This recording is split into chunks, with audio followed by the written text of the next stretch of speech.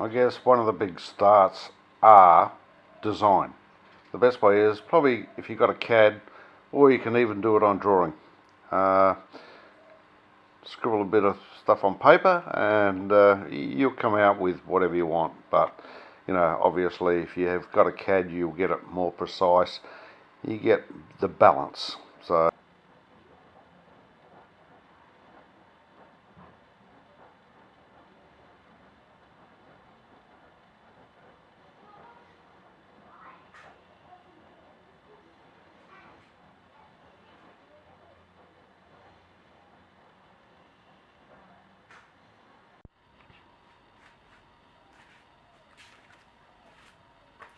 once you've worked out what pattern you're going to use, transfer it onto a timber template. That's a template for the outer pieces of the buggy.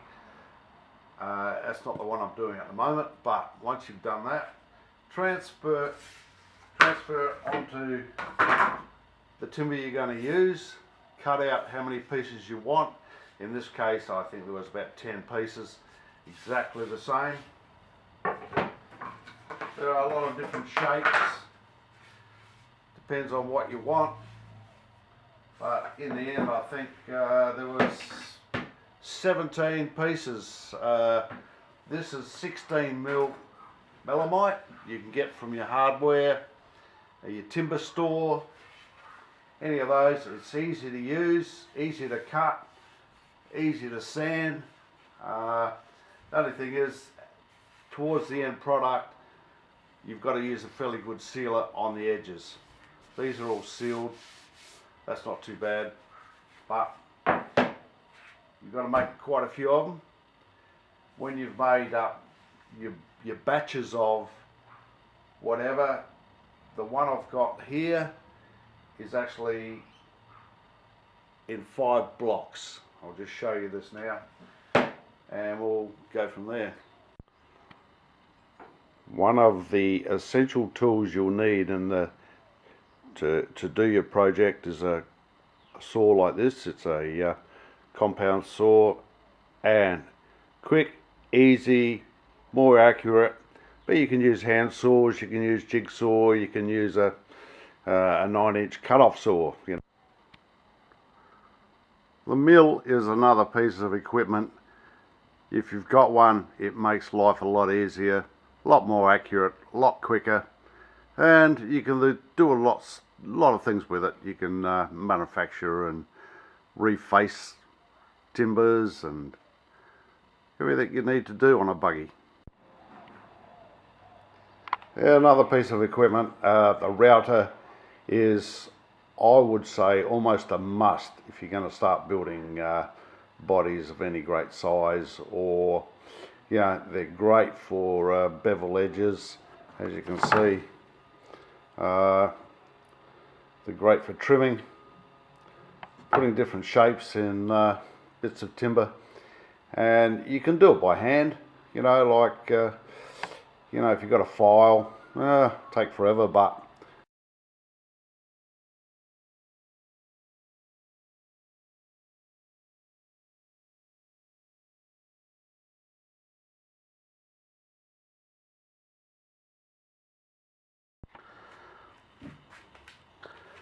as you can see here, this was actually made in 5 blocks. Every one of these are exactly the same as this one, that one. Once you've cut all your material, glue those panels together and you've got one end. This will be exactly the same, but there's a left and there's a right, so there is a difference. Then you do your middle one. The middle one is a unique piece because there's a one of, this one here has got a tail on it, so that had to be routed out, which and it's got a front skirt on the front, which is one of the last things to put on as far as the plug goes. Well, the last coat of primer has just gone on, so we let that go off. I'll leave that until probably later on today, give it at least 2 or 3 hours, then give it a good sand down, then she should be ready for its top coat, but top coat won't happen till tomorrow. So our next stage is finished. It's gone through the fairing, priming, undercoat, and that's the top coat there. So once that's cured, that's a good quality 2-pack, which you need when you're fiberglassing a mould.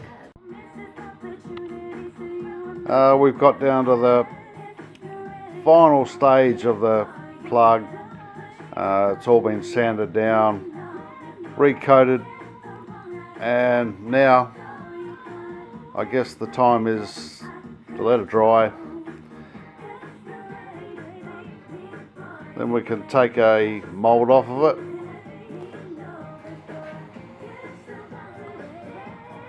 All good. Cheers. Next step on the building of the mould, we're going to build the plug for it. This is actually the plug, but we're going to build the mould itself. So what we do, we're going to put a fillet of plasticine in here. Now, the plasticine is fairly flexible. You can only use it once, but that's all I need to do. So make a little fillet of plasticine. This is the area I'm going to do. As you said, when you do fiberglassing, you can't have very sharp edges, so it's easier to put a fillet in, go all the way around. Make sure it's warm. Preheat it first. You don't want it hot, but you need it fairly flexible. If it's a cold day, like it is here today, you get certain tools. There's a lot of tools that's got the ball fittings on the end. They're easy to make. Bit of rod. Go to your bearing place. Get some ball bearings of the size you want. Then after you've done it, make sure your ball's a bit warm. I've got the light going here, but then it's only a matter of going around, and it'll give you a perfect round. Alright, once you've finished applying your plasticine, you're happy with it, give